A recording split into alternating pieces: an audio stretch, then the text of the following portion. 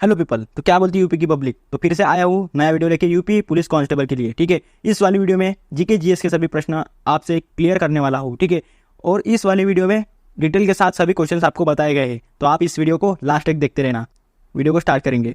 उत्तर प्रदेश की स्थापना कब हुई थी? तो पहले बेसिक्स से स्टार्ट करेंगे। उत्तर प्रदेश की स्थापना कब हुई थी? 24 जनवरी 1950 में उत्तर प्रदेश की स्थापना हो गई थी। आज़ादी के पहले उत्तर प्रदेश का नाम यूनाइटेड प्रोविंस संयुक्त प्रांत था। आज़ाद के बाद 24 जनवरी 1950 को इसका नामकरण उत्तर प्रदेश के रूप में रखा गया। ठीक है, याद रखना है। नेक्स्ट क्वेश्चन, उत्तर प्रदेश के मोहम्मद इलायस का संबंध किस खेल से? किस खेल से है? वॉलीबॉल खेल से है मोहम्मद इलायस का संबंध। तो चलो देखेंगे, वॉलीबॉल कौन से देश का राष्ट्रीय खेल है? श्रीलंका का राष्ट्रीय खेल है। बैडमिंटन है इंडोनेशिया देश का है बैडमिंटन। निशानेबाजी की बात करें, निशानेबाजी है स्विट्जरलैंड की निशानेबाजी है, याद रखना है। नेक्स्ट क्वेश्चन, वाजिद अली शाह को निर्वासित किया गया था। किधर निर्वासित किया गया था? वाजिद अली शाह को कोलकाता में निर्वाचित किया गया था। 1856 में नवाब वाजिद अली शाह को उनके क्षेत्र में कुशाहन होने के तर्क पर गद्दी से उतारकर कलकत्ता निर्वासित कर दिया गया था।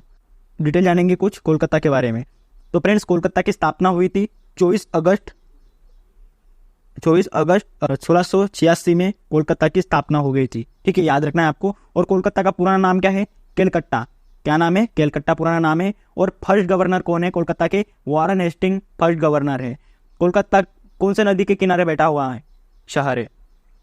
हुगली नदी के किनारे बैठा हुआ शहर है कोलकाता। और 20 जून 1756 में सिराज उद्दौला बंगाल के नवाब बने थे, याद रखना है आपको। नेक्स्ट क्वेश्चन, मथुरा संग्रहालय को उत्तर प्रदेश सरकार ने किस वर्ष अपने अधिकार में ले लिया था? किस वर्ष ले लिया था अपने अधिकार में?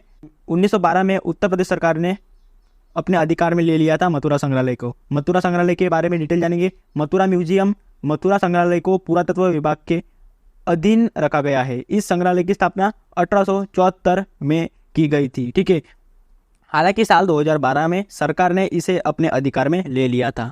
इसको आपको याद रखना है दोस्तों। ठीक है, और जो भी क्वेश्चन आपको बताए जा रहे हैं इसे आप नोट डाउन करके रखना। ठीक है, नेक्स्ट क्वेश्चन, उत्तर प्रदेश राज्य के किस मैदानी जनपद में सर्वाधिक कम वर्षा होती है? मथुरा में सर्वाधिक कम वर्षा होती है। ठीक है, याद रखना है आपको। और मथुरा के बारे में कुछ डिटेल जानेंगे। मथुरा एक प्राचीन इतिहास और कृष्ण की मातृभूमि और जन्मस्थान है। ठीक है, कृष्ण की क्या है? मातृभूमि और जन्मस्थान है। नेक्स्ट क्वेश्चन, जौनपुर के शर्की वंश की नींव किसके द्वारा रखी गई थी? तो ये किसके द्वारा रखी गई थी? मलिक सरोवर के द्वारा रखी गई थी, याद रखना है आपको। ठीक है, नेक्स्ट क्वेश्चन, झुकाव मंदिर रत्नेश्वर महादेव मंदिर किस शहर में स्थित है? तो ये किधर स्थित है? वाराणसी में यह स्थित है, याद रखना है आपको। ठीक है, नेक्स्ट क्वेश्चन, यूपी के किस शहर ने 4 लाख दिए जलाने का वर्ल्ड गिनीज रिकॉर्ड बनाया है? कौन से शहर ने बनाया है? अयोध्या शहर ने बनाया है। ठीक है, अयोध्या के बारे में जानेंगे कुछ डिटेल। अयोध्या के फर्स्ट शासक कौन थे? इक्ष्वाकु, याद रखना है। और अयोध्या को रामनगरी कहा जाता है। कौन सी नगरी कहा जाता है? रामनगरी कहा जाता है। और अयोध्या सरयू नदी के तट पर बसा है। कौन से नदी के तट पर बैठा है? सरयू। ठीक है, याद रखना है, सरयू नदी के किनारे बैठा हुआ है अयोध्या शहर। अंतिम राजा कौन है अयोध्या के? अग्निवर्ण अंतिम राजा है। साकेत नाम से जाना जाता है अयोध्या को। कौन से नाम से? साकेत नाम से जाना जाता है अयोध्या शहर को, याद रखना है। ठीक है, और अयोध्या के घाट कितने हैं? तो फ्रेंड्स, ये क्वेश्चन आपको पूछा जाएगा। अयोध्या के घाट कितने हैं?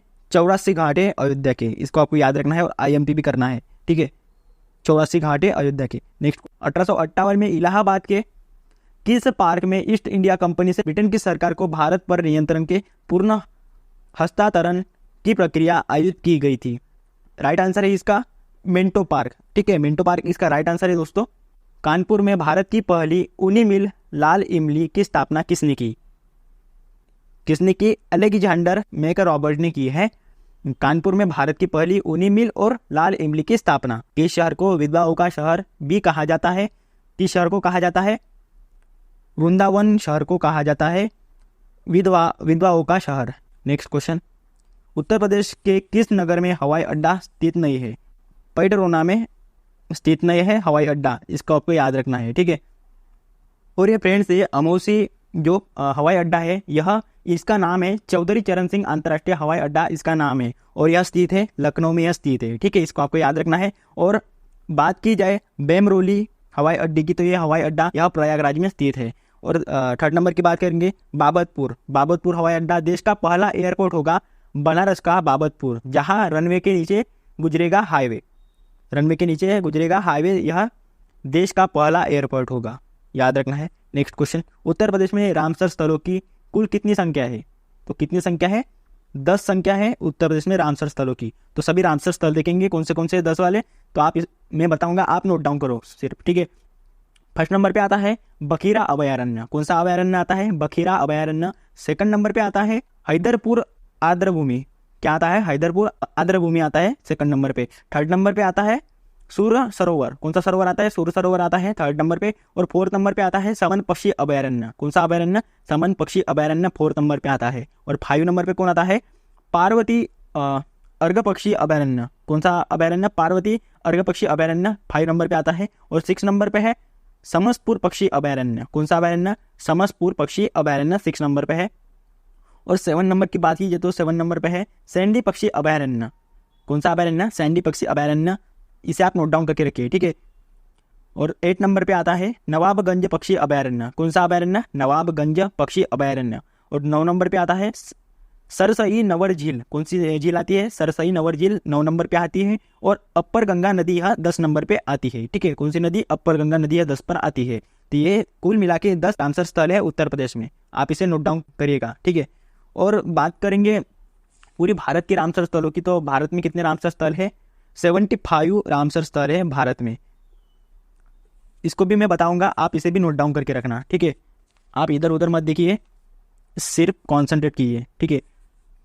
सबसे पहले देखेंगे यूपी में अभी बताए 10 है। उसके बाद देखेंगे पंजाब। पंजाब में कितने हैं? 6 है रामसर स्थल। कितने स्थल है? 6 पंजाब में रामसर स्थल है। हिमाचल प्रदेश की बात कीजिए तो हिमाचल प्रदेश में कितने हैं?